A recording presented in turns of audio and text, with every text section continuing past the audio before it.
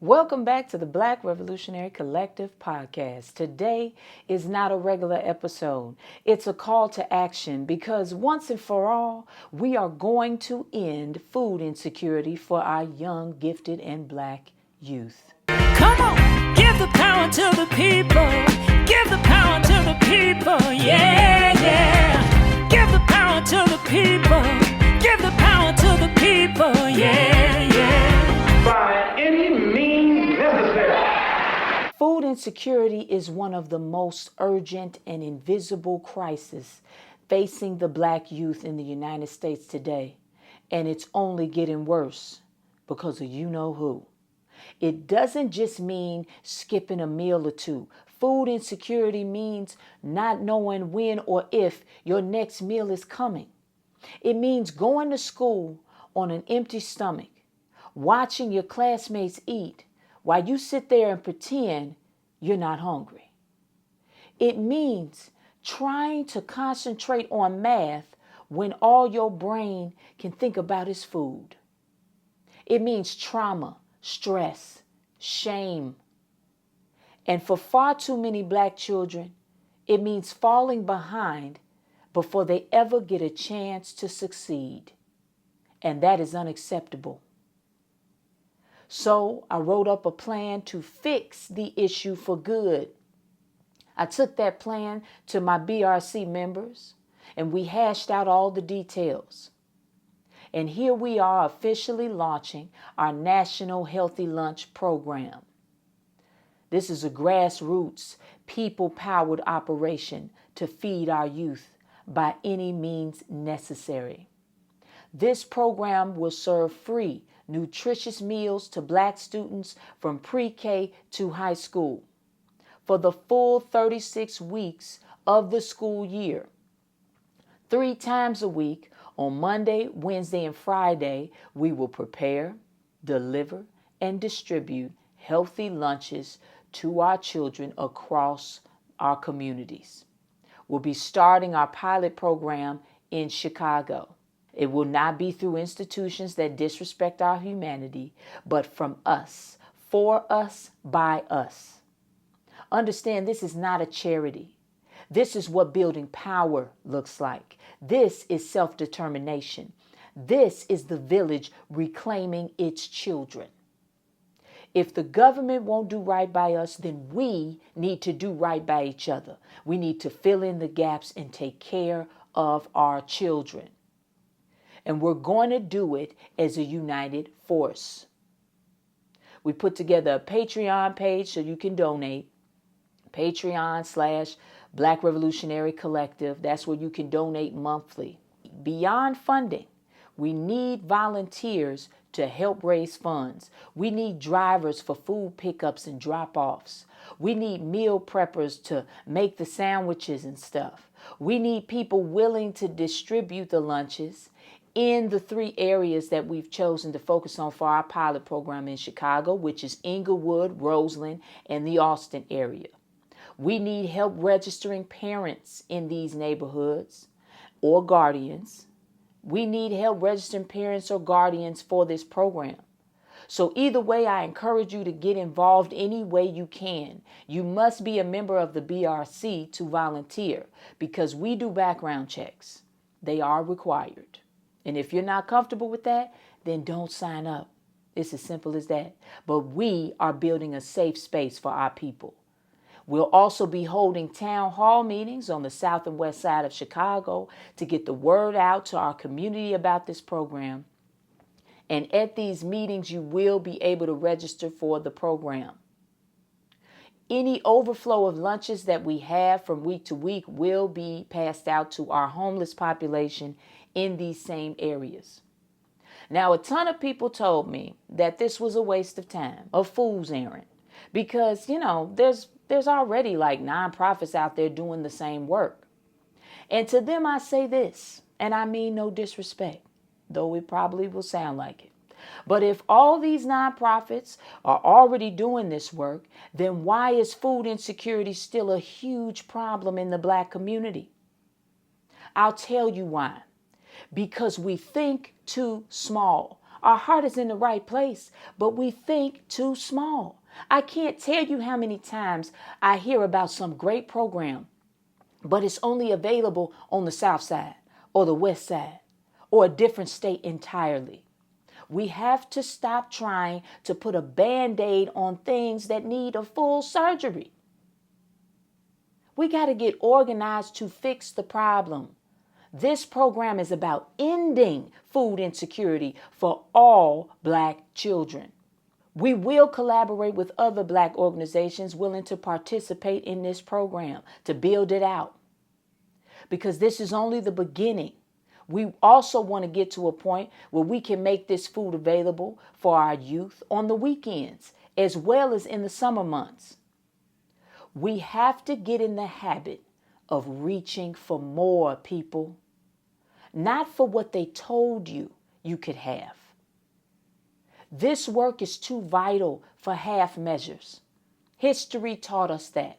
Since the days of slavery, Black people in America have been locked out of the land and the wealth that feeds this nation. After emancipation, Black farmers tried to build something of their own. Communities like Fannie Lou Hamer's Freedom Farm Cooperative in Mississippi. They were trying to create food sovereignty then. But what happened? A combination of a lot of things. White supremacist violence, discriminatory lending, division in our community, and government sabotage. We have to learn from this, people. We have to think back through our history of the times when we stood up for each other, when we stood in the gaps like the Black Panthers did with the free breakfast program. They were feeling a need, and that's all we're trying to do right now. We cannot let division stop us from doing what is needed in our community. We dropped the ball back in the day. We got to pick it back up, and we have to keep it going. We have to fight until the job is done. That's what it means when you hear somebody say, by any means necessary. Because now in 2025, the federal government is slashing everything. The recent federal budget proposal includes deep cuts to the Supplemental Nutrition Assistance Program, aka SNAP. This means fewer benefits, stricter eligibility, and less emergency allotment support. They weren't giving us our fair share before. What you think you're going to get now? That means millions of Black families who rely on EBT to make it through the month will face impossible choices between rent and groceries. And then there's school meals. The USDA's waiver that allowed universal free lunch during the pandemic, gone. Now we're back to paperwork and income thresholds that leave too many Black children slipping through the cracks. Unacceptable. Kids who used to get free breakfast and lunch are now being told no. Can you imagine denying a child food because their parents made just $10 too much last month? This is inhumane, and we know why these policies were created, who they're targeting. Food insecurity is the most silent and destructive barrier to education in the Black community. And it doesn't just hurt, it hinders, it delays, it steals potential. When a child is hungry, the brain goes into survival mode. It doesn't care about fractions or phonics. It cares about survival. A child without consistent access to food shows lower levels of attention, memory retention, and problem-solving skills. These are facts. According to the USDA, food insecure children are twice as likely to repeat a grade in elementary school. A study published in Pediatrics found that children who experience hunger score lower on standardized math tests and show reduced cognitive development. Hunger doesn't just live in the stomach. It takes up space in your spirit. Black children facing food insecurity are more likely to experience irritability, aggression, anxiety, depression, and social withdrawal. These behaviors often lead to increased disciplinary actions in school. And let's not forget, Black students are already disproportionately punished for being Black. Hunger opens up the door to these children ending up in gangs. You know why? Because this fool on the corner that's selling poison to his people, he's giving your child $100 so they can eat. And as long as they're standing there taking care or supposedly taking care of our youth, then they get to steal them away and throw them down the rabbit hole. A 2022 report by Feeding America found that Black children are twice as likely to live in food insecure households compared to white children. 1 in 4 Black children. That's nearly 3.8 million Black kids at risk of going to school with empty stomachs. Hunger leads to exhaustion, and it leads to kids missing school days or dropping out altogether.